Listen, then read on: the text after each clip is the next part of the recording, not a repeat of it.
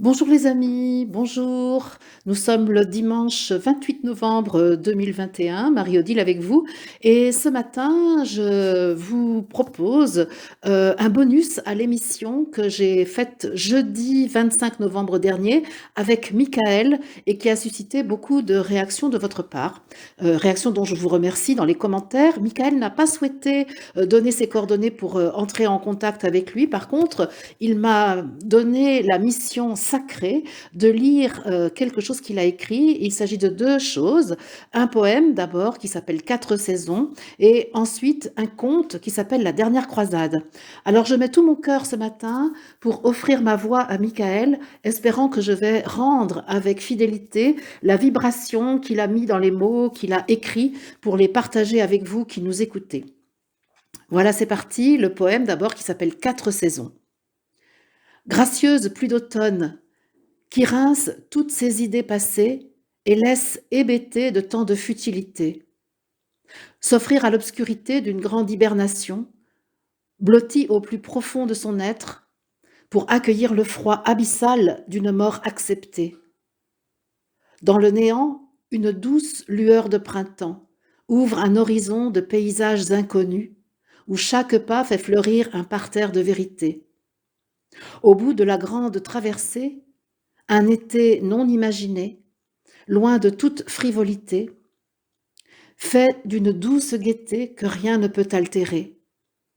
La pluie, le froid et l'obscurité sont les portes d'accès à la lumière nouvelle tant espérée. Se laisser aller est la clé. Je commence maintenant la lecture du conte qui s'appelle La dernière croisade, toujours de Michael, que j'ai interviewé le 25 novembre dernier. Il était une fois un roi qui, à la force de ses convictions, avait établi un très grand royaume sur lequel il avait édifié un château à la hauteur de sa structure mentale. Après s'être battu tant d'années pour établir sa couronne d'or et ses titres, ce roi vivait une vie d'oisiveté et de luxure. Il occupait ses heures d'une ribambelle d'activités et d'occupations qui ne le remplissaient jamais. La vie s'égrenait comme une illusion bien ficelée, en quête d'un bonheur conditionné qui lui échappait. Ce grand roi avait tout, et pourtant ses matins étaient pleins d'une lourdeur insatisfaite. Malgré la jovialité de mille et un banquets, il ressentait l'appel d'une plus grande intensité de vivre. La nuit, son âme aspirait à une autre vérité. Alors de son glaive de lumière, elle parvint à transpercer ses certitudes pour qu'une autre aspiration naisse. Un matin, comme tant d'autres, observant de son donjon l'étendue d'une vie chèrement gagnée, il aperçut aux portes du château une intense lueur.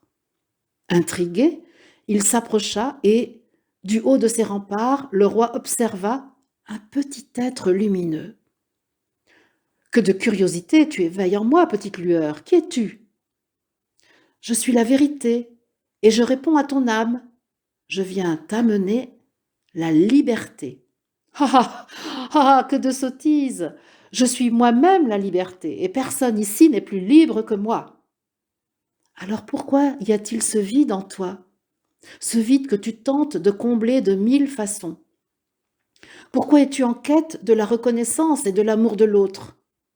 Tu es un mendiant qui offre dans le but de recevoir un merci.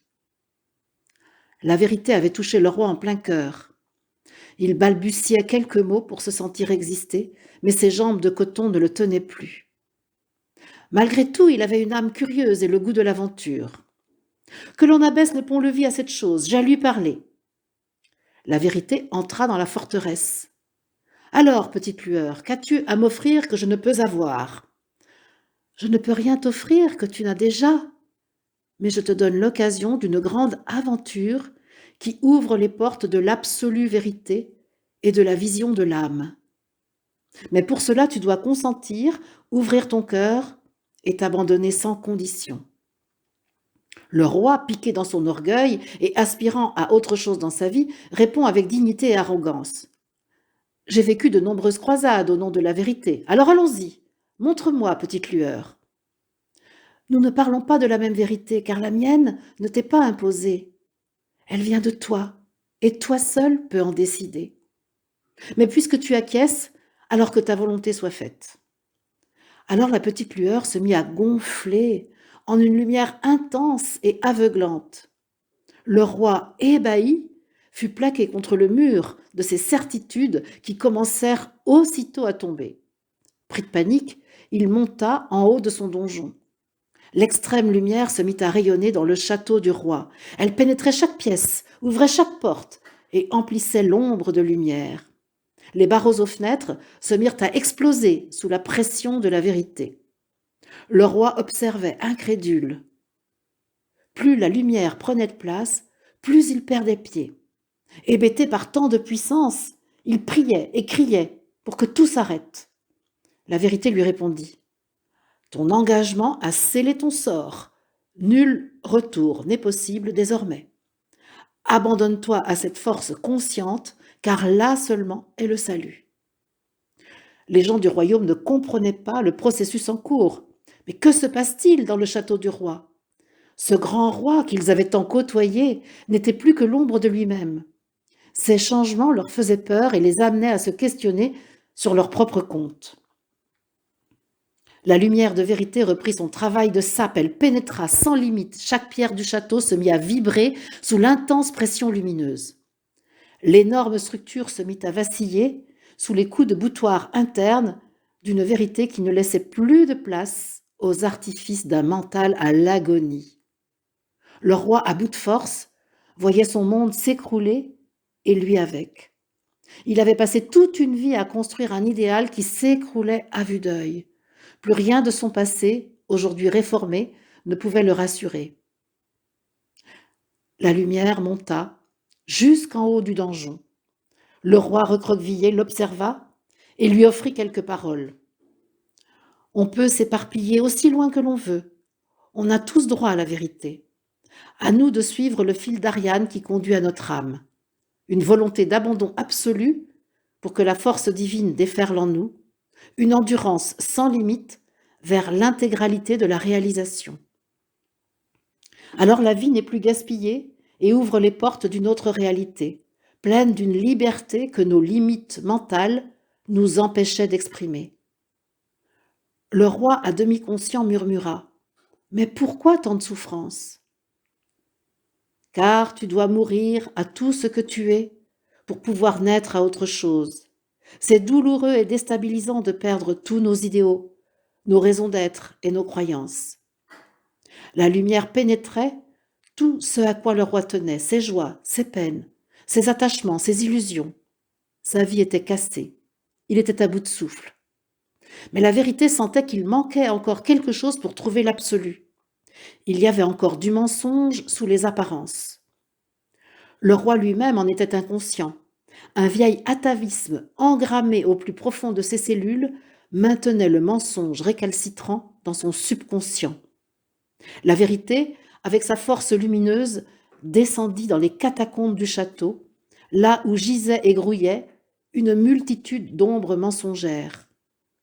La lumière grossit encore pour révéler toute cette ombre refoulée.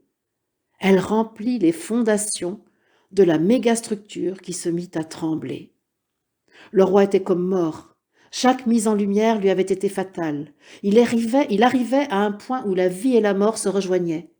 Il n'y avait plus de peur. De ce néant émergeait une paix gracieuse. Dans une dernière impulsion, la vérité fit éclater les fondations et toute la structure du château de cartes s'effondra. Au-dessus de ces restes poussiéreux du château, comme suspendu dans un vide sidéral, le roi planait, en lévitation. Sortant d'une mort acceptée, il observa ce nouveau monde avec des yeux de soleil. Ce qu'il était ne fut plus qu'un vague souvenir fumeux. Il s'observa et se vit voler avec légèreté. « Mais je vole! Je croyais que c'était impossible !» La vérité, qui avait retrouvé sa petite taille, lui répondit. « Eh oui, quand il n'y a plus de croyance, tout est possible. Mais tu n'es pas là pour offrir des miracles qui n'en sont pas. Ils sont comme des pierres posées sur le chemin. la simple conséquence d'un travail intérieur qui dégorge les vieilles références pour offrir un nouveau potentiel. Le miracle est le chemin parcouru. Le roi, imprégné de cette nouvelle êtreté, jeta sa couronne et ses titres dans les ruines du château. Délivré de la prison de la petite personne qu'il croyait être, il partit, comme un inconnu, sans nom, pour offrir au monde un vent de liberté. La vérité nous observe patiemment. Attendons que l'on abaisse le pont-levis qui mène à la liberté. Qui est prêt à mourir pour vivre vraiment? C'était le conte de Michael, offert à tous ceux qui voudront bien l'écouter et qui témoignent dans la prolongation de l'émission que nous avons fait ensemble le jeudi 25 novembre. Merci à vous de votre écoute et à bientôt.